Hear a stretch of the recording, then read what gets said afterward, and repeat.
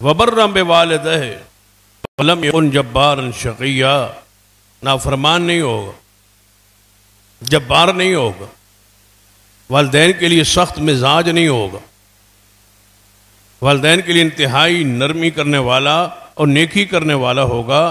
گویا یہ والدین سے حسن سلوک انبیاء کا طریقہ۔ سیدنا عیسیٰ ابن مریم علیہ السلام کی صفات کا قرآن میں ذکر ہے، ان کی خوبیاں بھی بیان ہوئی۔ ان کی خوبیاں بیان کرتے کرتے ارشاد فرمایا وَبَرًّا بِوَالِدَتِي، کیونکہ ان کا باپ نہیں ہے۔ دیکھیں نا قرآن پاک کا اسلوب، دیکھے انداز دیکھے، کیونکہ ایسا گروہ ہمارے ملک میں موجود ہے جن کا یہ نظریہ اور عقیدہ ہے عیسیٰ علیہ السلام کا نعوذ باللہ باپ ہے۔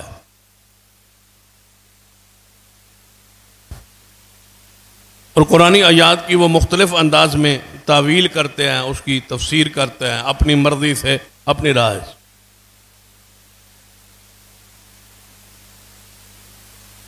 جس نبی کے اوصاف کا ذکر ہوا وہاں تذکرہ کیا ہے؟ وَبَرًّا بِوَالِدَيْهِ، والدین کے ساتھ، ماں اور باپ کے ساتھ وہ نبی نیکی کرنے والا۔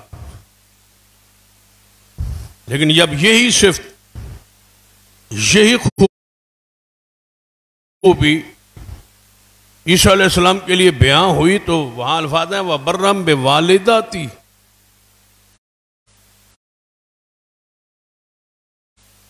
باپ کا ذکر ہی نہیں۔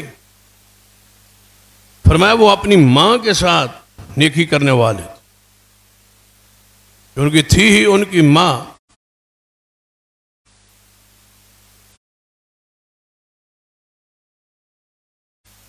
وَلَمْ يَجْعَلْنِي جَبَّارًا شَقِيًّا، فرمایا ہم نے ان کو اپنی ماں کے لیے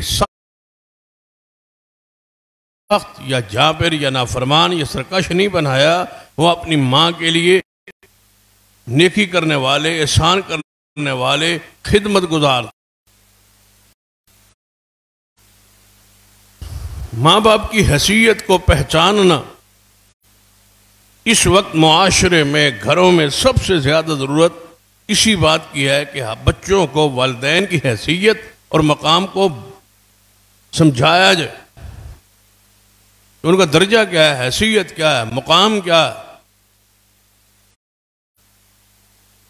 سیدنا ابو سعید خدری رضی اللہ تعالی، سنن ابی داؤد کی حدیث ہے، فرماتے ہیں کہ نبی علیہ السلام کے پاس ایک شخص یمن سے مدینہ آیا۔ اب یمن کہاں ہے اور مدینہ کہاں ہے؟ ہزاروں میل کا سفر ہے، اور اس دور میں، اس ترقی یافتہ دور میں، اگر سعودی عرب کا آپ سفر کریں اور یمن کے بارڈر کی طرف جائیں،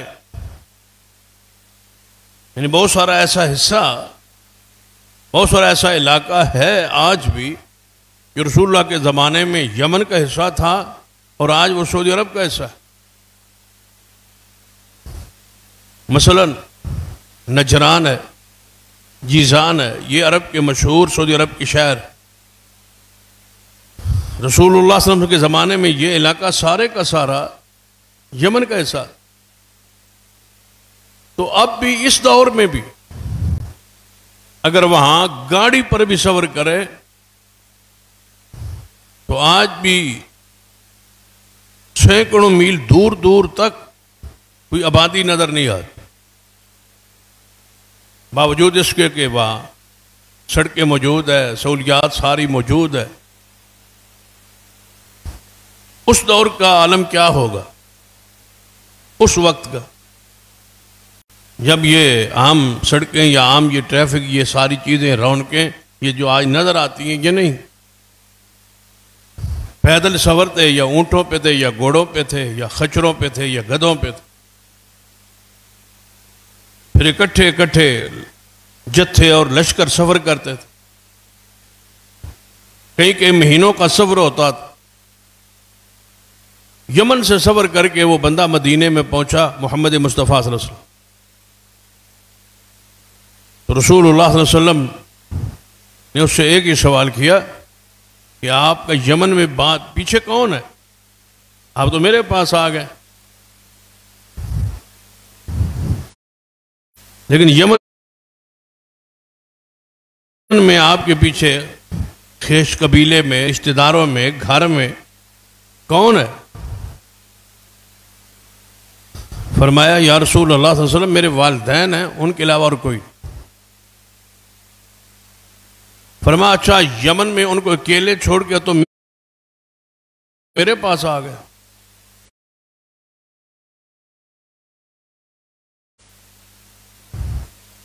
کیا آپ نے ان سے اجازت لی ہے؟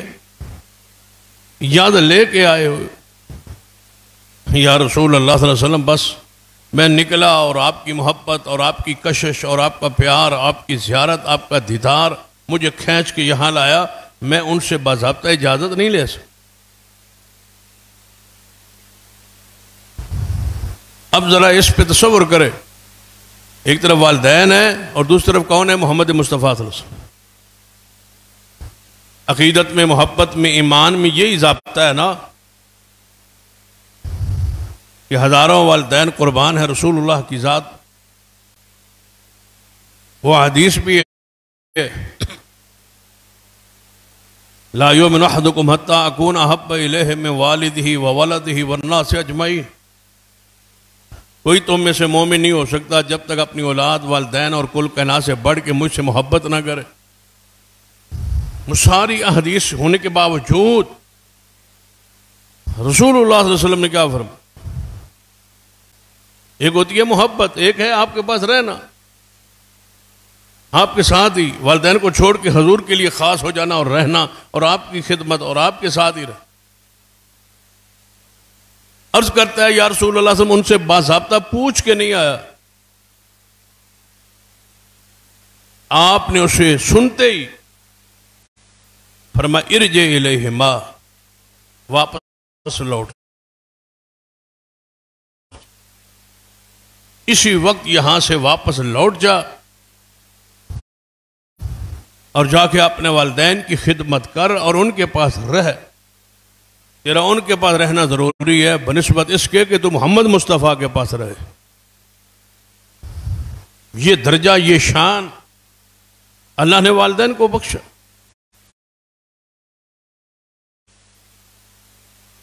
بلکہ آپ اس حوالے سے اگر سورہ لقمان پڑھے تو وہاں ایک خاص نقطہ موجود ہے. اب جانتے ہیں سینہ لقمان علیہ السلام کی شان کو، مقام کو. بعض نے لکھا وہ اللہ کے پیارے ہیں، ولی ہیں، حکیم ہیں. بعض نے لکھا کہ نہیں وہ ایک نبی.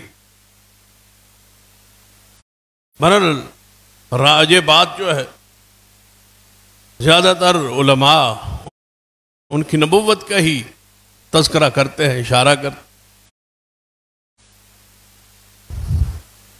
ان کا ایک خاص موضوع ہے سورہ لقمان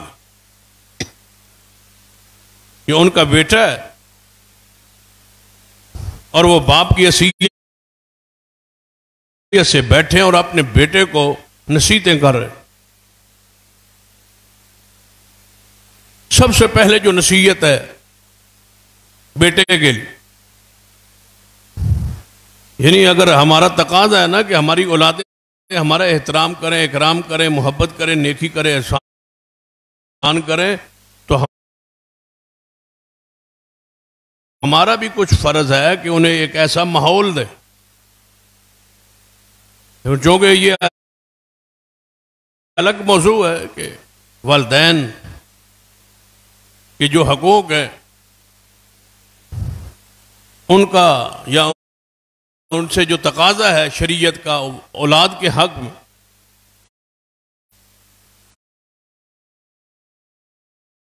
وہ تو الگ ایک چیپٹر ہے جس کو کبھی انشاءاللہ بیان کریں.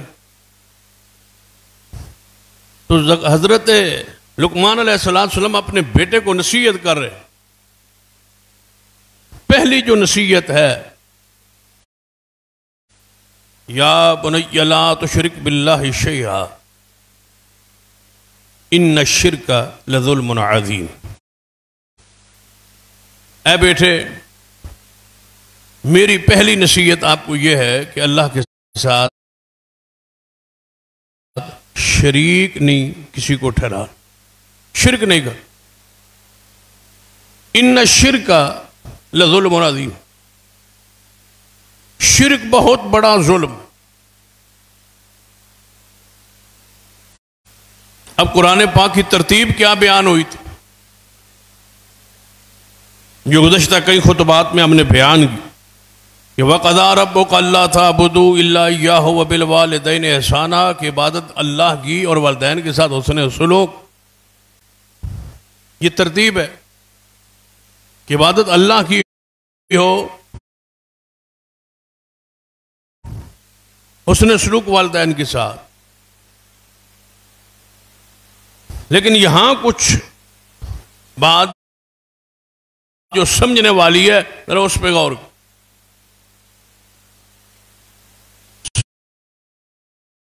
سیدنا لقمان علیہ السلام نے اپنے بیٹے کو نصیحت کیا کی ہے کہ لا تشرک باللہ شیئا، شرک نہیں کر. کیوں؟ ان الشرک لظلم عظیم، شرک جو ہے بہت بڑا ظلم. ساتھ ہی جو دوسری نصیحت کی ہے اس کے بعد وہ کیا؟ حالانکہ ترتیب کیا تھی قرآن میں کہ اللہ کی عبادت کے بعد، شرک کے رد کے بعد چاہیے تھا لقمان علیہ السلام کو کہ ایک باپ کی حیثیت سے بیٹے کو نصیحت کر رہے ہیں تو وہاں والدین کے ساتھ حسن سلوک کا ذکر کرتے. لیکن آپ نے نہیں کیا. آپ نے شرک سے رد کر کے بیٹے کو شرک سے روک کے منع کر کے نصیحت کر کے دوسری بات جس کا ذکر کیا، نصیحت کیا، وصیت کیا، درس دیا ہے کہ بیٹا تکبر نہیں کر. اس کے بعد ساتھ فرمایا نماز کو قائم رکھ. اس کے بعد فرمایا نیکی کا حکم دینا ہے، برائی سے روکنا ہے، صبر کرنا ہے، آگے زمین پہ اکڑ کے نہیں چلنا. اس طرح کی کئی نصیحتیں سورہ لقمان میں موجود. جو بالعموم ترتیب ہے قرآن میں، حدیث میں، وہ ترتیب کے بعد حسن سلوک ہے والدین کے ساتھ. لیکن یہاں ایسا نہیں. سورہ لقمان پہلے، لیکن آپ نے شرک نہیں کرنا، تکبر نہیں کرنا، نماز کو نہیں چھوڑنا، صبر اختیار کرنا ہے. تو اللہ تعالیٰ نے لقمان علیہ السلام کا سورہ لقمان میں ذکر کرتے ہوئے پہلا جملہ، پہلی نصیحت تو بیان کی اور دوسری نصیحتوں کو آگے کر کے درمیان میں خود فرمایا. حضرت یہ لقمان کا قول نہیں، یہ ان کی نصیحت نہیں ہے. ان کی پہلی نصیحت یا بنی لا تشرک باللہ شیئا ان الشرک لظلم عظیم کہہ کے آگے فرمایا ووصینا الانسان بوالدیہ، ہم نے وصیت کی ہے. اللہ فرماتا ہے یہ میری طرف سے ہے. یہ لقمان فرما رہے تھے، لقمان علیہ السلام آگے بھی بیان کریں گے، لیکن درمیان میں توحید کے بعد میری وصیت، میرا حکم، میرا پیغام یہ ہے وصینا الانسان بوالدیہ حملتہ امہ وہنا علی وہن. ہم نے وصیت کی ہے انسان کو اپنی والدین کے ساتھ نیک سلوک کرے، خاص کر اس کی ماں جس نے اسے کمزوری پر اٹھایا ہے اس کے بوجھ کو، وَفِصَالُهُ فِي عَامَيْنِ، اور 2 سال اس کو اپنی چھاتی سے لگائے رکھا ہے، اس کو دودھ پلائے، أَنِ اشْكُرْ لِي وَلِوَالِدَيْكَ، میرا بھی شکر ادا کرے۔ فرمایا پہلا میرا شکر ہے، اور میرے بعد کس کا شکر ہے؟ اپنے والدین کا۔ ساتھ ہی فرمایا وہ لقمان علیہ السلام، ساتھ ہی اللہ تعالیٰ نے بیان کیا ماں کی خاص حیثیت ہے، اس نے کمزوری پہ اس کو تجھے اٹھا کے یہاں اس دنیا میں تیرے آنے کا ذریعہ بنی، اور تجھے 2 سال چھاتی سے لگائے رکھا ہے، دودھ پلائے۔ ان کا شکر، رب کا شکر ادا کر، والدین کا شکر ادا کر۔ ساتھ ہی فرمایا وَإِن جَاهَدَاكَ عَلَىٰ أَن تُشْرِكَ بِي مَا لَيْسَ لَكَ بِهِ عِلْمٌ، ہاں اگر تیرے والدین تجھے شرک کا کہیں، کیوں بہت سارے والدین ایسے ہوتے ہیں جن کے عقائد میں شرکی عقائد موجود ہوتے، پھر اپنے وہ بچوں کو مجبور کرتے ہیں شرک پر، بدعات پر، خرافات پر، رسومات پر، غیر اللہ کی پکار پر، اللہ کے علاوہ کسی کی امید اور کسی کی عبادت، کسی کا سجدہ، کسی کی نظر، کسی کے چڑھاوے۔ اس پر والدین جہالت کی وجہ سے، لا علمی کی وجہ سے وہ مجبور کرتے ہیں۔ اب بندہ کہتا ہے، قرآن کہتا ہے والدین کے ساتھ حسن سلوک، والدین کو اوف بھی نہ کہو، والدین کی ہر بات مانو، تو یہاں میں پھر کیا کروں؟ قرآن نے فرمایا فَلَا تُطِعْهُمَا، خبردار شرک کا کہے تو آپ ان کی بات نہیں مانیں۔ شرک کا کہہ دینا یا کفر کا والدین کہہ دے، ایک ہی راستہ، اس کے علاوہ کوئی خاص نہیں کیا، جو کہہ دیں مانو، سوائے شرک اور کفر کی۔ صرف 2 چیزیں ہیں، شرک ہو یا کفر ہو۔ والدین کہیں کہ شرک کر، نہیں کر، بدعت میں جا، نہیں جا، کفر اختیار کر، نہیں۔ جس طرح حضرت سعد کی ماں کا تذکرہ، حضرت سعد رضی اللہ تعالیٰ، ان کی ماں کافرہ تھی، توحید پر نہیں تھی۔ سعد رضی اللہ عنہ صحابی رسول ہے، تو ماں نے غصے میں آ گئے، احتجاج کے طور پر بھوک ہڑتال کر گھر سے باہر نکل آئی، دھوپ میں آ کے بیٹھ گئی، قسم اٹھا لی میں نے سائے پہ نہیں جانا، چھاؤں میں نہیں جانا، اور میں نے کچھ کھانا بھی نہیں، پینا بھی نہیں، مر جاؤں گی بھوک سے، پیاس سے، دھوپ سے، گرمی سے مر جاؤں گی، اور سعد کے لیے پورے عرب میں ایک تانا بن جائے گا، یہ وہ شخص ہے جس کی وجہ سے اس کی ماں مر گئی۔ وہ بھوک پہ کوئی چیز کھاتی بھی نہیں، پیتی بھی نہیں، اور دھوپ پہ بیٹھی۔ حضرت سعد آئے، فرمایا ماں چھاؤ پہ آج کھانا پینا شروع کر دے۔ ام سعد نے کہا ہے، اے سعد، میں نے یہ قسم اٹھا لی، میں نے یہ طے کر لیا ہے کہ نہ سائے پہ آنا ہے اور نہ ہی کچھ کھانا اور پینا ہے، جب تک تو محمد مصطفیٰ کا دین نہ چھوڑے، کلمہ نہ چھوڑے۔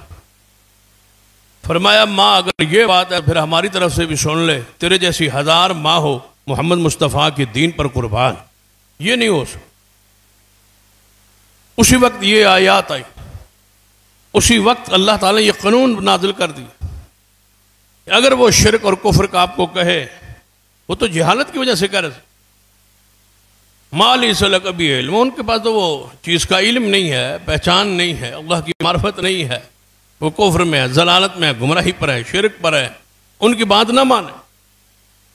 وَصَاحِبْهُمَا فِي الدُّنْيَا مَعْرُوفًا، اگر ساتھ شرط یہ نہ ہو کہ دین کو آڑ بنا کر، عقیدے کو آڑ بنا کر معاملہ بیوی کی وجہ سے ہو، معاملہ اولاد کی وجہ ہو، معاملہ کوئی اور ہو، اور والدین کے ہو صرف اس وجہ سے کہ وہ تیرے مسلک پر، تیرے منج پر، تیرے عقیدے پر یا توحید پر نہیں ہے، ساتھ معاملہ دنیا کا ہے، جھگڑا دنیا کا ہے، جھگڑا معاملات کا ہے، اور دین کو سامنے رکھ کے آڑے لا کے ان کی نافرمانی کرنا شروع کر دے، وَصَاحِبُ مَا فِي الدُّنْيَا مَعْرُوفًا، خبردار دنیاوی معاملات میں آپ کو نافرمانی کا حق نہیں۔ ہر حال میں معروف، نیکی، حسن سلوک کرنا ہے، دنیاوی سارے معاملات۔ اس پر کئی ایک واقعات موجود ہیں کہ دنیاوی معاملات میں ان کی اطاعت۔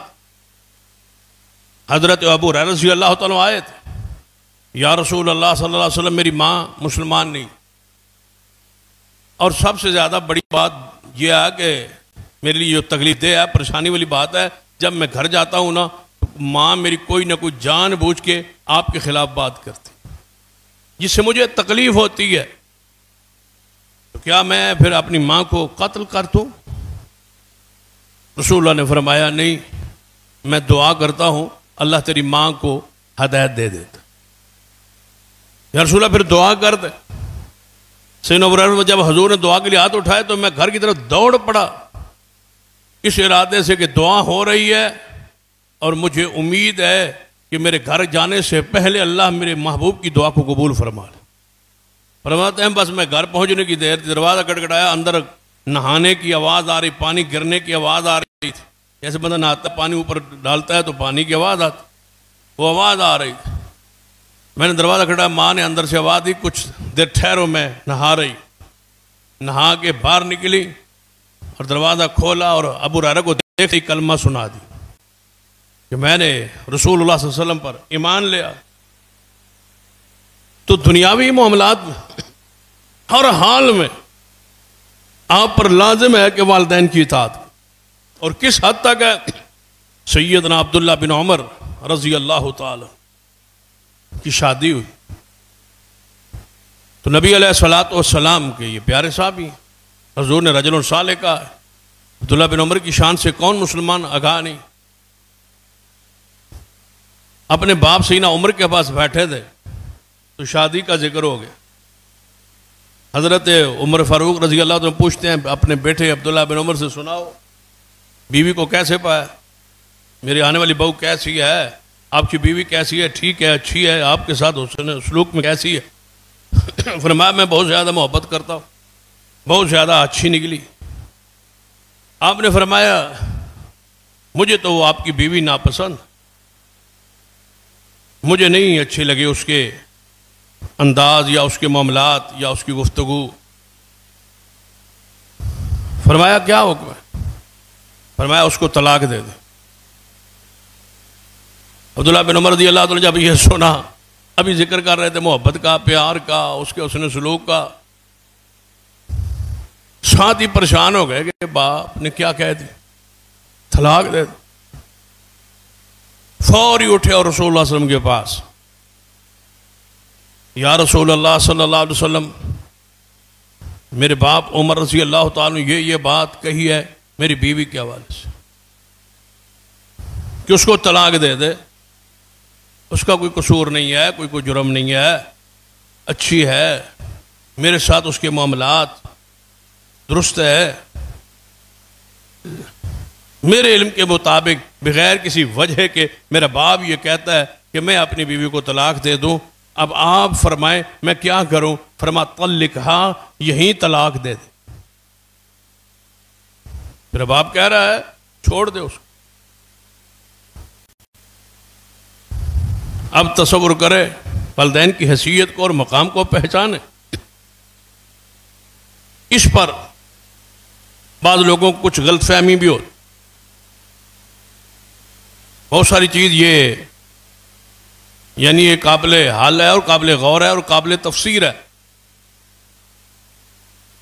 اگر تو آپ سمجھتے ہیں کہ والدین صاحب بصیرت، صاحب شریعت، صاحب دین ہے، صاحب علم ہے، صاحب تقوی ہے،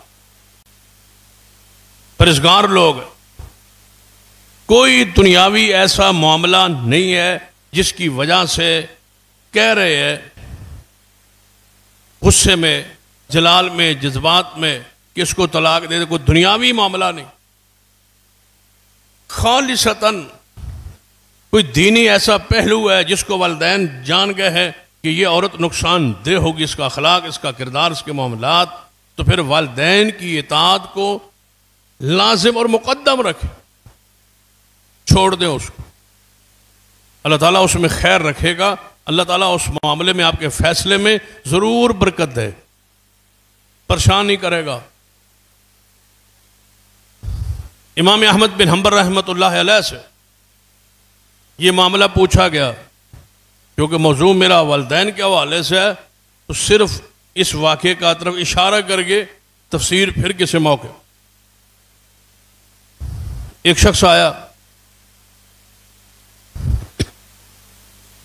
اس نے آ کے پوچھا، سوال کیا امام احمد بن حنبل رحمہ اللہ کہ میری بیوی میرے ساتھ ٹھیک ہے، اس نے سلوک میں اچھا اس کا، لیکن میرا باپ اس سے اختلاف رکھتا ہے اور میرا باپ یہ کہتا ہے کہ اس کو چھوڑ دے، اس کو طلاق دے۔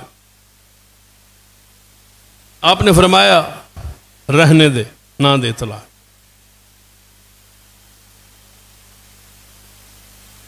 اس کے باپ کو پتا چلا کہ میں نے بیٹے کو یہ کہا ہے اور اس نے میری بات نہیں مانی، اور مسئلہ جا پوچھا ہے احمد بن حنبل رحمہ اللہ۔ وہ امام احمد بن حنبل کے پاس حاضر ہوا، کہنے لگا امام صاحب تو آپ سے مسئلہ میرے بیٹے نے سنا ہے، پوچھا ہے اور اس کو روکا ہے کہ میری بات وہ مانے، وہ میری اطاعت کرے اور بیوی کو طلاق نہ دے، آپ نے کہا؟ فرمایا ہاں میں نے کہا۔ وہ کہنے لگا کہ باپ کہہ رہا ہے اور آپ اس کو روک رہے ہیں؟ فرمایا بس میں نے روک دی، کیونکہ اس پر کوئی دلیل نہیں ہے میرے علم میں۔ تو وہ کہنے لگا آپ کے علم میں پھر وہ حدیث نہیں ہے کہ عبداللہ بن عمر کو حضرت عمر نے حکم دیا تھا اور انہوں نے طلاق قائد دی تھی؟ فرمایا وہ تو میرے علم میں ہے۔ فرمایا پھر آپ نے یہ کیوں کہا؟ بس وہ حضرت امام احمد بن حنبل رحمہ اللہ فرمایا اس لیے میں نے کہا کہ آپ عمر فاروق نہیں ہیں اور بیٹا عبداللہ بن عمر نہیں، آپ عمر فاروق کے درجے پر نہیں ہیں۔ کیوں؟ وہ تو الہامی شخص تھے، ان کو تو الہام ہوتا تھا، وہ دنیاوی کسی غرض یا غایت یا لالچ یا طمع یا کسی وجہ سے تو یہ نہیں کہہ سکتے تھے۔ آپ کی مجھے وجہ کوئی اور نظر آتی ہے اور سامنے تو دین کو، شریعت کو آڑ اور پردہ بنا کے یہ کہہ رہا۔ لیکن والدین کی حیثیت کو پہچانو، ان کا درجہ کیا ہے، شان کیا ہے کہ بیوی کو کہا جا رہا ہے طلاق دے۔ رسول اللہ نے فرمایا عمر فاروق کی بات کو مان اے عبداللہ اور ابھی طلاق دے دے، اللہ تعالیٰ اس میں خیر رکھی۔ والدین کی حیثیت اور درجے کو پہ جاؤ۔ ذرا وہ حدیث بھی سامنے رکھے جو صحیح البخاری کی بڑی مشہور حدیث ہے، اکثر آپ نے سنی، جو حضرت اسماعیل علیہ السلام اور حضرت ابراہیم علیہ السلام کے درمیان، صرف اشارہ کرتا ہوں تاکہ والدین کی حیثیت اور مقام اور درجہ جو اللہ نے بنایا ہے وہ آپ کے ذہن میں بیٹھ۔ سیدنا ابراہیم علیہ السلام عراق سے سفر شروع کیا ہے، یا بیت المقدس سے اصلاح کے سفر شروع کیا ہے اور مسجد حرام میں آئے۔ یہ ہزاروں میل کا سفر ہے جو براق پہ طے ہوا۔ براق وہ ہو جس پر ہر نبی سوار ہوتا، براق وہ ہو جس پہ رسول اللہ نے معراج کی۔ یہ نبیوں کی سواری آسمانوں پہ ہے، اور اس سواری کو نبیوں کے لیے استعمال کیا۔ اس کی ایک تاحد نگاہ ایک قدم ہے، یہاں سے قدم اٹھائے تو جہاں تک آپ کی نگاہ جاتی ہے وہاں اس کا ایک قدم۔ اس سے تیز رفتار سواری اللہ کی مخلوق میں نہ بنی ہے اور نہ کوئی آج تک بنا سکا ہے اور نہ قیامت تک بنائے گا۔ یہ کتنی تیز ہے، معراج کے سفر کو دیکھ۔ رسول اللہ مسجد حرام سے بیت المقدس گئے اور آنکھ جھپکنے سے بھی پہلے آسمانوں سے بھی ہو کے واپس آ گئے۔ نہ یہاں جہاز پہنچتے ہیں نہ آپ کی تیز رفتاریاں پہنچتے ہیں، کچھ نہیں پہنچتا جہاں یہ براق ہے۔ اس سواری پہ ابراہیم علیہ السلام آئے، اپنے بیٹے کا دروازہ کھٹکھٹایا، اور اس پر بھی ایک مفسر کی بات میں پڑھ رہا تھا جس سے مجھے بڑی حیرانگی ہوئی۔ وہ فرماتے ہیں کہ ماں کا اتنا حساس درجہ ہے اور اتنی شان ہے کہ کسی نبی کی ماں اور بیوی کو اللہ نے ایک گھر میں کبھی اکٹھا نہیں کیا. ساری سیرت پڑھ، آدم سے لے کر جناب محمد مصطفیٰ تک، کسی نبی کی بیوی اور ماں ایک گھر میں اکٹھی نہیں ہوئی. یا ماں پہلے دنیا سے چلی گئی، یا جہاں ماں ہوئی وہاں ان کی بیوی نہیں، یا اللہ نبیوں کو گھر سے نکال کے نکاح کا یہ فیصلے ہو. موسیٰ علیہ السلام کو پڑھ لیں، دیگر انبیاء رسول کو پڑھ لیں، اس پر لکھا ہے علماء نے کہ اس کی وجہ یہ ہے کہ یہ حساس ترین رشتہ ہے، کہیں جھکاؤ نہ ہو جائے بیوی کی طرف. یہ حساس ترین رشتہ، لگے انبیاء معصوم ہوتے لیکن دل کی جو کیفیت ہوتی ہے اس کا مالک تو اللہ ہے. رسول اللہ کی حدیث بھی ہے، بیویوں کے درمیان جب آپ کی کہیں ایک بیویاں تھیں تو حضرت عائشہ سے زیادہ محبت تھی، اور رسول اللہ فرمایا کرتے تھے یا اللہ اس بارے نہ پکڑ لینا، اس پر مواخذہ نہ کرنا، دل میرے اختیار میں نہیں ہے، یہ تیرے اختیار. گھر میں ماں بھی ہو بیوی بھی ہو تو دل کی کیفیت تو پھر اللہ کے اختیار میں تو انبیاء معصوم ہوتے، تو اللہ نے اکٹھا ہی نہیں کیا. تو یہاں ذرا دیکھیں، حضرت ابراہیم علیہ السلام اپنے بیٹے کے دروازہ کھڑکھڑایا، بڑی معروف حدیث ہے، صحیح البخاری کی ہے. تو دروازے پہ اللہ کا امر کہ باپ دور سے ملنے آیا ہے، بیٹا گھر میں نہیں. اسماعیل علیہ السلام سفر میں ہے، کیونکہ وہاں کوئی سبزہ یا خوراک یا یہ چیزیں کھانے وانے کی موجود نہیں ہوتی تھیں، یا کوئی بکریاں یا دودھ ہوتا تھا یا گوشت ہوتا تھا، اور گوشت زیادہ شکار کا تھا تو آپ زیادہ شکار پھر فرما لیتے. تو اسماعیل علیہ السلام شکار پر تھے تاکہ گھر کے لیے کوئی چیز، کھانے کے لیے کوئی چیز، کوئی گوشت لاؤ. پیچھے بیوی بیٹھی تھی، تو دروازہ کھٹکھٹایا تو بیوی سے پوچھا کہ کہاں ہے حضرت اسماعیل علیہ السلام. اب نکاح یہاں ہوا ہے، بعد میں ہوا ہے، ابراہیم علیہ السلام تو موجود نہیں تھے نکاح کے وقت، وہ ان کو نہیں جانتی، وہ اس کو نہیں جانتی. غیبانہ تعارف، پہچان سب کچھ ہے لیکن معرفت نہیں تھی چہرے کی. تو انہوں نے کہا وہ شکار پر ہے. فرمایا اچھا وہ شکار پر ہیں، آپ کی گزران کیسے ہو رہی؟ ہر بار کے ماحول، خرچ ورچ جو معاملات ہیں وہ صحیح چل رہے ہیں نا؟ اب جانتی نہیں ہے کہ یہ آنے والے کون ہیں، اور اس نے اپنے اخلاق کا وہ پورا مظاہرہ کر دیا. کھانا کیا ہے، پینا کیا ہے، ہر وقت شکار پہ ہی رہتے ہیں، آئیں تو کوئی چیز لے آئیں تو پکائیں تو کھلائیں، کیا کھانا ہے کیا پینا ہے. بڑی مشکل گزران ہے. اخلاق والی، کردار والی بیوی کا یہ انداز ہو کہ جانتی نہیں ہے پوچھنے والے کو، اور وہ گھر کا سارا ماحول بتلا رہی کہ کوئی نہیں ہے، کھانے پینے کے شکاری ہیں اور شکار پہ رہتے ہیں نعوذ باللہ، اور وقت مل جائے تو پھر آ جاتا ہے، کوئی مل جائے چیز تو کھا لیتے ہیں، نہیں تو پھر یہی حالت ہے، یہی کیفیت. ابراہیم علیہ السلام نے یہ الفاظ سن کے اس گھر میں ایک لمحہ بیٹھنا بھی گوارا نہیں. جس گھر کی بہو کی حالت یہ کیفیت ہو، ایک لمحہ گھر میں بیٹھنا بھی. دروازے پہ کھڑے ہو کے فرمایا اچھا اسماعیل آئے تو انہوں کو سلام کہہ دینا، اور ساتھ کہہ دینا کہ گھر کی چوکاٹ کو بدلو، تبدیل کرو. کچھ دیر گزری تو اسماعیل علیہ السلام آتے ہی بیوی نے سمجھا اب بیوی بڑی خوش ہے، بات کی تہ تک نہیں نہ پہنچ. کم عقل بھی ہوتی ہے، ناقص العقل بھی ہوتی ہیں، وہ بیٹھی ہے گھر میں، وہ سمجھ رہی ہے پتہ نہیں کوئی کہہ رہے ہیں بھائی یہ گھر بدلو، کوٹھی بنا دو اس کو. بڑی خوش بیٹھی ہے. وہ آ گئے اسماعیل علیہ السلام، فرمایا ایسے ایک بزرگ آئے تھے، انہوں نے دروازہ کھٹکھٹایا، انہوں نے پوچھا، سارے اہل احوال پوچھے، تو میں نے ان کو یہ باتیں کی، اور وہ کہہ گئے تھے آپ کو سلام دے گئے تھے اور جلدی واپس چلے گئے. براق پہ آنا ہے، جانا ہے، ٹکے نہیں ہیں، رکے نہیں، لیکن کہہ گئے گھر کی چوکاٹ بدل دو. بس اسماعیل علیہ السلام کی سننے کی دیر تھی، پھر ایک لمحہ بھی یہاں رکنے کی یا وقفے کی گنجائش ہی نہیں.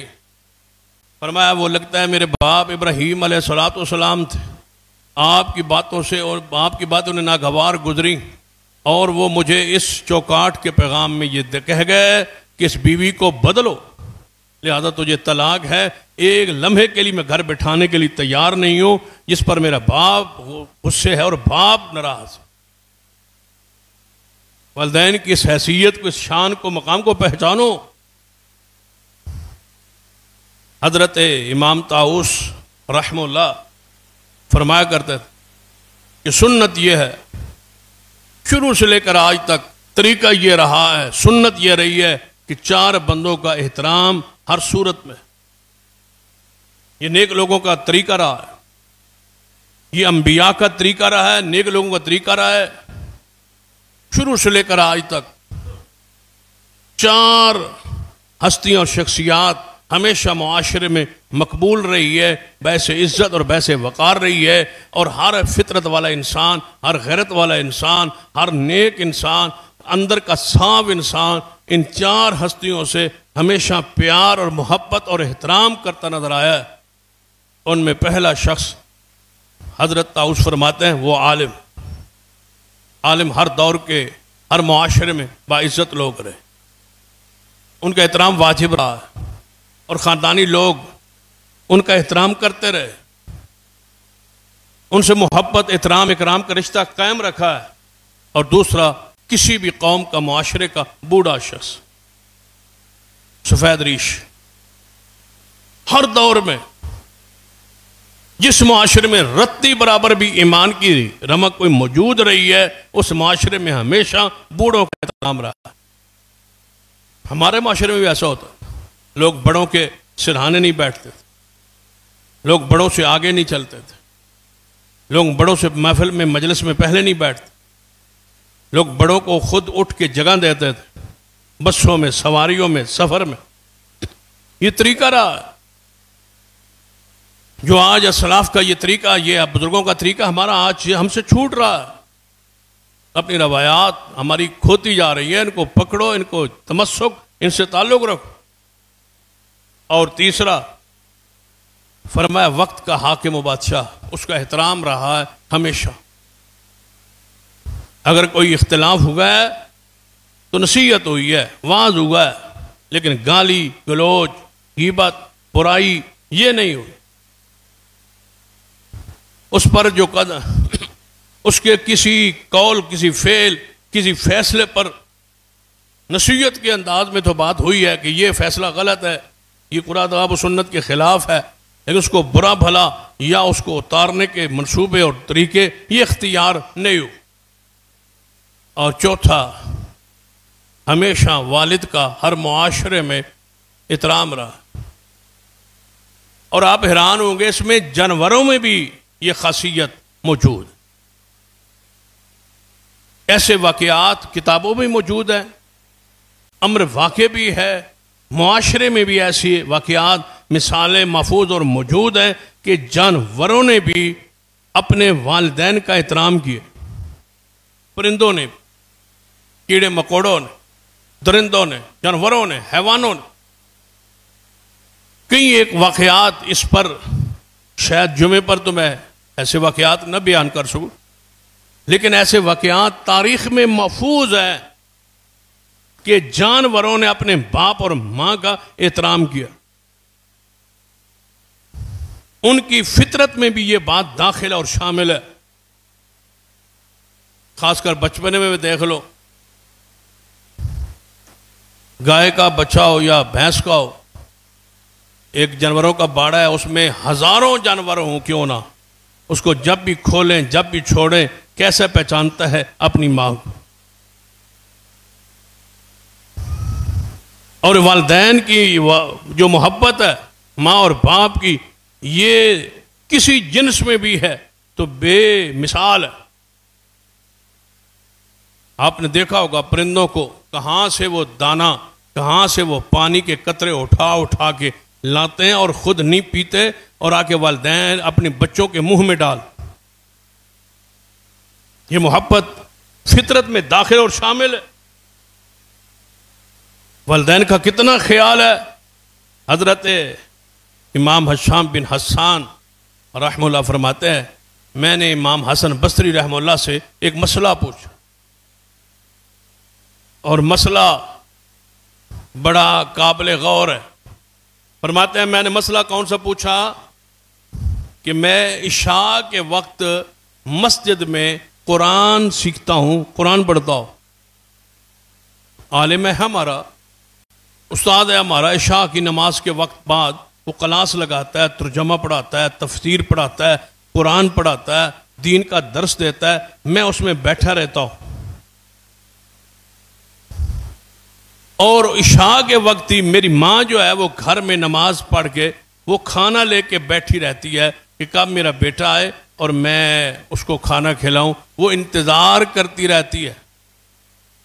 بعض دفعہ وہ غصے میں آ جاتی، غصے میں آ کے کہتی ہے کہ وقت سے آیا کرو اور کھانا کھایا کرو، تو میں ماں کو کہتا ہوں کہ میں قرآن پڑھ رہا ہوں مسجد میں، اور کوئی میں کام تو نہیں کر رہا، کوئی گناہ والا کام تو نہیں، کسی گندی محفل و مجلس میں تو نہیں، قرآن پڑھ رہا ہوتا۔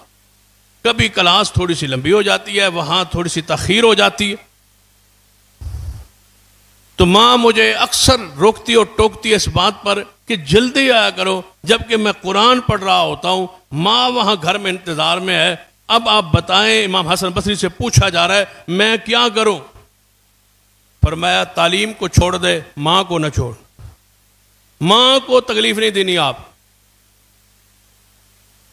ماں انتظار میں ہے نا۔ فرمایا نفلی عبادت، نفلی علم جتنا بھی ہے نا وہ تیری ضرورت نہیں ہے، ماں کی خدمت یہ واجب ہے، یہ فرض ہے، اس تعلیم کو مختصر کر، ماں انتظار میں نہ ہو۔ محفل کس کی ہے؟ قرآن کی۔ مجلس کس کی ہے؟ قرآن کی۔ درس کس کا ہے؟ قرآن کا۔ ماں انتظار میں۔ اب ہم ذرا غور کریں، ہم کہاں ہوتے ہیں؟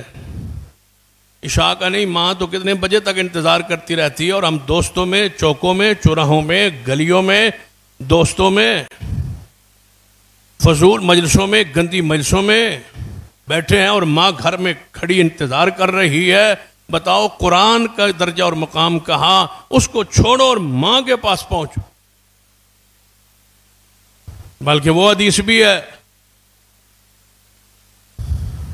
کس وجہ سے حضرت وہ جریج کو کیوں بد دعا لگی تھی؟ وجہ کیا تھی؟ ماں بلا رہی ہے، جریج نماز پڑھ رہا، کیا پڑھ رہا ہے؟ نماز۔ آواز کون دے رہی ہے؟ ماں۔ جب ماں کی آواز آئی، جریج نماز میں ہے، کہتے ہیں میں نے دل میں خیال کیا کہ عجیب میری ماں ہے، جب میں نماز پڑھنے لگی تو آواز دینے لگ جاتی، جب بھی بس نماز کا وقت ہوتا ہے کوئی نہ کوئی ماں کی طرف سے آواز آ جاتی ہے۔ اب نماز اللہ کے لیے ہے، اور ماں کی ضرورت بھی اس وقت ہوتی ہے جب میں نماز پڑھتا ہوں، بس میری نفلی عبادت کا وقت ہوتا ہے، ماں کی آواز۔ ایک بار، دو بار، کئی بار جب ایسا ہوا تو ماں نے کہا تجھے موت نہ آئے جب تک کسی بدماش اور گندی عورت کا تو چہرہ نہ دیکھے۔ بس ماں نے یہ کہہ دیا، نماز نے بھی نہیں بچایا ماں کی بد دعا سے۔ حکم کیا ہے؟ اسلام کیا ہے؟ دین کیا ہے؟ اگر تم نماز پڑھ رہے ہو، نفلی نماز آپ کی تہجد جاری ہے یا نفلی عبادات جاری ہے، فرائض تو ہے ہی ہے، وہ تو پڑھنے ہی، وہ تو لاگو ہیں، وہ فرض ہے۔ اس کے علاوہ جتنی نفلی نماز ہے وہ آپ کی پڑھی جا رہی ہو، گھر میں ہو، آپ نفل شروع کی ہوگے، تہجد شروع کی ہوگے، کوئی نفلی عبادت کر رہے ہیں، ماں کی آواز آ جائے وہیں توڑ دو نماز، اسی جگہ پہ چھوڑ دو، ماں کے پاس پہنچ جاؤ۔ وہ نماز میں ثواب نہیں جو ماں کی اطاعت میں ثواب۔ نماز پھر پڑھ لیں، نفلی عبادت ہے نا، وہیں چھوڑ دیں، یا نہیں کہ جلدی جلدی کریں اور مکمل کریں اور سلام کے بعد جائیں گے، نہیں، وہیں توڑ دیں، چھوڑ دیں نماز۔ ماں کی ضرورت پوری کریں، ماں کا کام کریں، ماں کی خدمت کریں، پھر وقت ملے تو نماز پڑھ۔ اس کی قضا ہے، اس کی کوئی قضا نہیں، اس میں تاخیر ہے، اس میں کوئی تاخیر نہیں، اس میں ہر صورت آپ کو نماز چھوڑ کے ماں کی خدمت کے لیے آگے بڑھنا۔ سیدنا جریج کو وہ بد دعا کھا گئی، کہاں ولایت، کہاں ذکر اذکار، کہاں نمازیں، پھر موت نہیں آئی جب تک وہ ماں کی بد دعا پوری نہیں ہوئی۔ حجرے میں بیٹھے ہیں، اپنی جھونپڑی میں بیٹھے ہیں، وہ بدکار عورت کمرے میں آ گئی، جھونپڑی میں آ گئی، اس نے کہا آپ مجھ سے بدکاری کریں، اس نے کہا میں تو اللہ سے ڈرتا ہوں، میں تو یہ معاملہ بدکاری والے راہ کو میں تو نہیں چلتا۔ عورت نے اصرار کیا، انہوں نے انکار کیا۔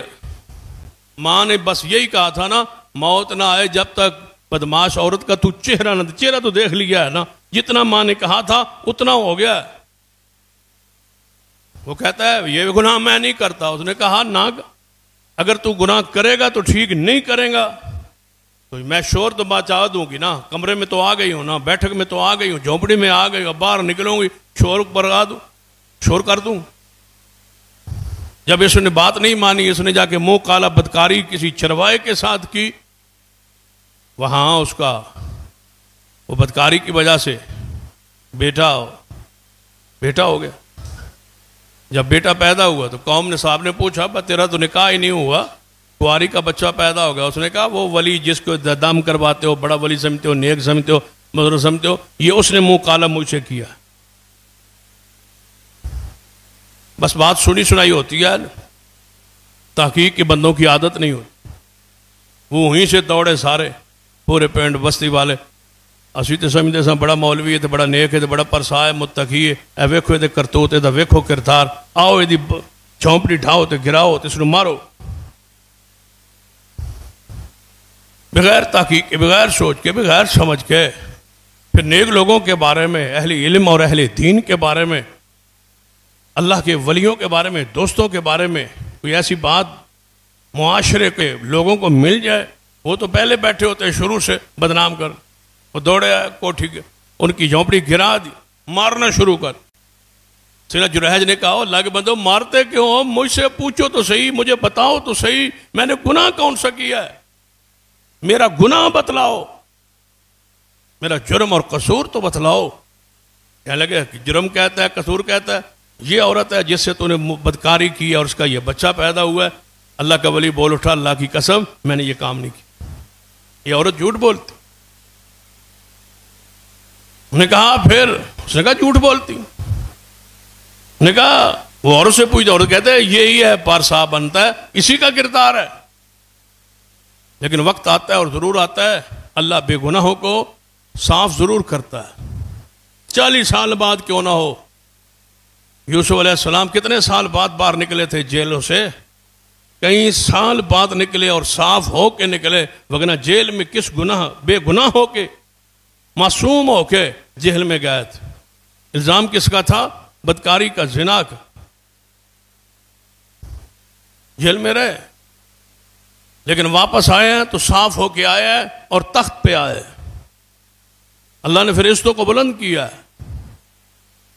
یہ چند دن کی غیبت، چند دن کی یہ روش ہوتی ہے، ایک وقت آتا ہے اللہ مجرم کو، اللہ الزام لگانے والے کو، اللہ کسی بندے کے ساتھ بے گناہی بندے کے ساتھ دھوکہ دہی کرنے والے کو اللہ ننگا ضرور کرتا۔ یوسف علیہ السلام کو کہا گیا جیل سے باہر آ جاؤ، فرمایا نہیں آؤں گا، پہلے زلیخا کو بلاؤ، بیبیوں کو بلاؤ، ان سے پوچھو کہ یوسف نے گناہ کیا تھا یا نہیں کیا۔ سب عورتیں آئیں، زلیخا نے کہا اللہ نے حق کھول دیا ہے، میں ہی قصوروار تھی، میں ہی مجرمہ تھی، یوسف کا کوئی قصور نہیں ہے۔ پھر یوسف باہر آئے۔ یہ چند دن کی مہلت ہوتی ہے اللہ کی طرف سے، لیکن اللہ تعالیٰ کھینچ لیتا ہے کبھی رسی کو اور وقت آ جاتا۔ سیدنا جریج نے فرمایا میں نے نہیں کیا قصور۔ انہوں نے کہا بھائی، اس نے کہا بھائی اللہ کے بندو مجھے مہلت تو دو، نہ سوچ، مجھے دلیل کی کوئی بات کرنے تو دو۔ بھائی مہلت ہے، بتا کیا کرنا چاہتا۔ کوئی بات نہیں سوچی۔ یا ایھا الذین آمنوا استعینوا بالصبر والصلاۃ، دکھ کے وقت، مصیبت کے وقت نماز ہی پڑھ رہے تھے تو ماں کی، اب نماز نہیں پھر بچایا یہاں پر، اٹھے ہیں، وضو کیا ہے، 2 رکعت نماز پڑھ کے بچے کے آگے سر پہ ہاتھ رکھا ہے، بول بیٹا، بول بچے تو کس کا ہے، ذرا بول۔ اس نے کہا یہ میری ماں جھوٹ بول رہی ہے، یہ بدکار ہے، اللہ نے جھولی میں گود میں چند دنوں کے بچے کو بولنے کی قوت دے دی۔ اللہ ضرور صفائی کرتا ہے، اللہ ضرور رحمت کرتا ہے۔ لہذا ماں اور باپ کی بد دعا سے بچیں، ماں اور باپ کی دعا لیں۔ سیدنا ابو رضی اللہ حدیث کے راوی ہے، رسول اللہ صلی اللہ علیہ وسلم نے فرمایا 3 بندے ایسے ہیں جن کی ہر صورت میں اللہ دعا قبول کرتا ہے، والد کی اولاد کے حق میں، مظلوم بندے کی اور مسافر بندے کی اللہ دعا قبول فرماتا. جو اکثر سفر میں رہتے ہیں اللہ ان کی مسافروں کی دعا قبول کرتا. جن پر ظلم زیادتی کی جائے اللہ ان کی دعا قبول کرتا. باپ کی اولاد کے حق میں دعا قبول کرتا. پڑھیے قرآن پاک میں اولاد کے حق میں والدین کی دعائیں. قرآن اسی موضوع پر ذرا کھولیں. ابراہیم علیہ السلام نے کیا دعا کی تھی؟ بیت اللہ کو تعمیر کر کے کیا کہا تھا؟ ربنا وبعث فیہم رسولا، اے اللہ میں دعا کرتا ہوں میری نسل میں سے یہاں ایک رسول بھیج. دعا کی، بیت اللہ بنا. پھر کتنے، کوئی ضرور نہیں ہے دعا آج کرے تو آج ہی قبول ہو جائے. ہو سکتا ہے ہزاروں سال بعد پوری ہو. دعا ہو گئی، ابراہیم علیہ السلام گزر گئے. کتنے انبیاء گزرے، کئی 100 سال گزرے، کئی 1000 سال گزرے. اللہ نے ابراہیم کی دعا کو قبول اپنے پاس ذخیرہ رکھا. اور محمد مصطفیٰ جب آئے تو آپ نے فرمایا میں اپنے باپ ابراہیم کی دعا کا نتیجہ بن کے آیا ہوں. یہ باپ کی دعا ہے اپنی اولاد کے حق. بیت اللہ کو بنایا، دعا اپنی اولاد کی امامت کے کی. پھر کیا کہا ہے؟ رب اجعلنی مقیم الصلاۃ ومن ذریتی ربنا وتقبل دعا ربنا اغفر لی ولوالدی وللمؤمنین یوم یقوم الحساب. اے اللہ مجھے اور میری اولاد کو نمازی بنا. ابراہیم علیہ السلام نے اپنی اولاد کی نماز کی دعا کی. اب قرآن کیا کہتا ہے؟ وَاذْكُرْ فِي الْكِتَابِ اسماعیل إِنَّهُ كَانَ يَأْمُرُ بِالصَّلَاةِ إِنَّهُ كَانَ يَأْمُرُ. قرآن پن کا حضرت ابراہیم علیہ السلام کا ذکر پڑھیے. وَاذْكُرْ فِي الْكِتَابِ اسماعیل إِنَّهُ كَانَ صَادِقَ الْوَعْدِ وَكَانَ رَسُولًا نَبِيًّا. وعدوں کا سچا تھا اور اللہ کا رسول تھا. یا کان یامر اہلہ بالصلاۃ، اور اپنے گھر والوں کو نماز کا حکم دیتا تھا. باپ نے نمازی بیٹا مانگا ہے، جو باپ نے کہا ہے اللہ نے ویسے ہی اسماعیل علیہ السلام عطا فرمائے. پھر دعا کی ربنا وجعلنا مسلمین لک ومن ذریتنا امۃ مسلمۃ لک. اے اللہ مجھے اور میرے بیٹے اسماعیل کو اور اس کی نسل سے آگے ایک مسلمانوں کا گروہ، ایک پوری امت قائم رکھ اسلام پر، دین پر. یہ اپنی اولاد کے لیے دعا کر رہے ہیں. آج تک ابراہیم کی نسل پاک دنیا میں موجود ہے اور اسلام پر قائم. جب ساری آزمائشوں سے پورے اترے، قال انی جاعلک للناس اماما قال ومن ذریتی. اے ابراہیم ہم تجھے لوگوں کا امام بنانے والے. یا اللہ میری اولاد میں بھی یہ امامت عطا کر دے. اپنی اولاد کے لیے دعا جاری رکھی. آج بھی بنو تمیم جو ہے عرب میں موجود ہے اور ابراہیم علیہ السلام کی اولاد میں سے ہے اور حق پر ہیں اور دین پر ہیں اور شریعت پر ہیں اور عرب میں سارے دینی امور کو سنبھالے ہوئے. یہ دعا ہے ابراہیم علیہ السلام. حضرت عیسیٰ ابن مریم کے بارے میں دعا پڑھ لے قرآن پاک. ماں کی دعا. جب حضرت مریم کی ماں نے کہا تھا کہ اللہ مجھے بیٹا دے، میں اللہ کی راہ میں وقف کروں گی، جو میرے پیٹ میں ہوگا، بچہ ہوگا بچی ہوگی، تخصیص نہیں کی، لیکن دل میں یہ خیال تھا کہ بیٹا ہوگا. لیکن جب پیدا ہوا دیکھا تو فرمایا یا اللہ میری خواہش تو تھی کہ بچہ پیدا ہوگا، یہ تو بیٹی ہوئی. وَإِنِّي سَمَّيْتُهَا مریم، میں نے اس کا نام مریم رکھا ہے.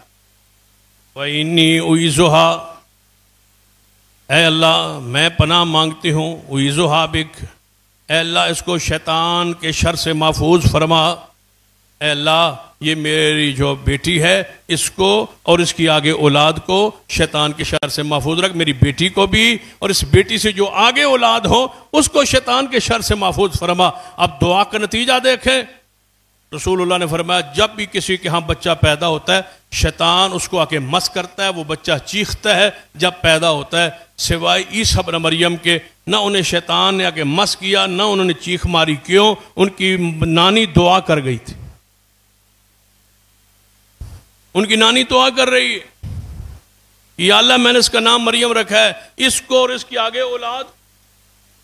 انی اعوذ بک وذریتہا من الشیطان الرجیم. اللہ شیطان کے شر سے اس کو بھی اور اس کے بیٹے کو بھی محفوظ رکھ. نانی کی دعا نواسے کے حق میں اللہ نے قبول کر کے بوقت ولادت ہر بچے کو شیطان آ کے مس کرتا ہے، لیکن یہاں شیطان نہیں آیا، اس لیے کہ پیچھے دعا موجود۔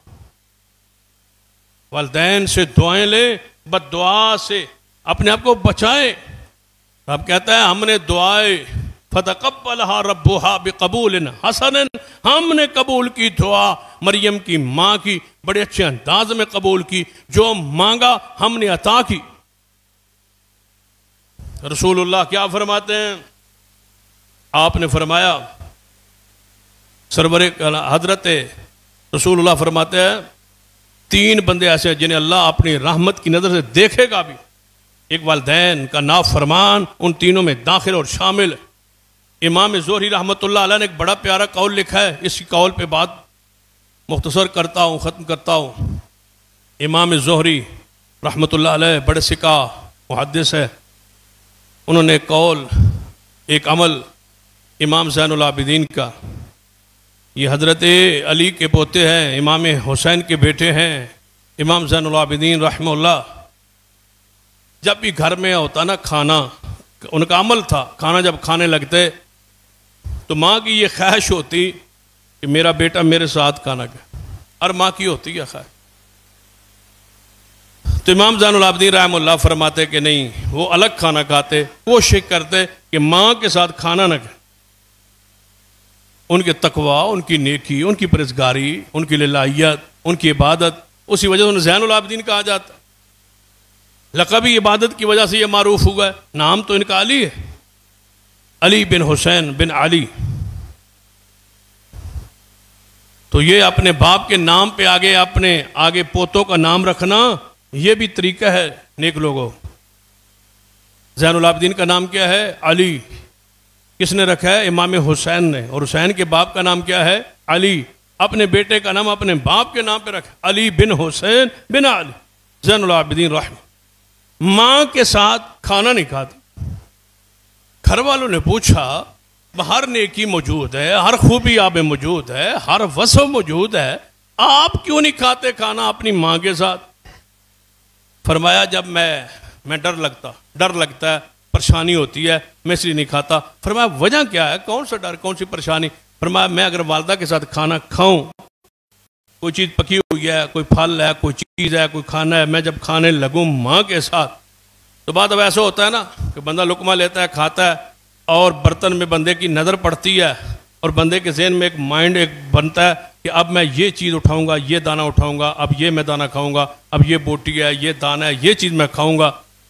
کہتے ہیں میرے دل میں خیال آتا ہے کہ ماں کے تصور میں وہ چیز آ جائے کہ میں کھاؤں گی، کہیں ایسا نہ ہو کہ میں پہلے اٹھا لوں اور ماں کو تکلیف نہ ہو۔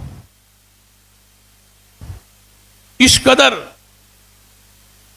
اور ایک محدث نے فَلَا تَقُلْ لَهُمَا أُفٍّ وَلَا تَنْهَرْهُمَا کی تشریح کی ہے، فرماتے ہیں فَلَا تَقُلْ لَهُمَا أُفٍّ، والدین کو اف نہ کہو۔ فرماتے ہیں خاص کر اف بندہ کب کہتا ہے؟ اوئے ہائے او مارے گئے، اوئے اوئے اوئے اون، ابا کو غصہ تیز نظر۔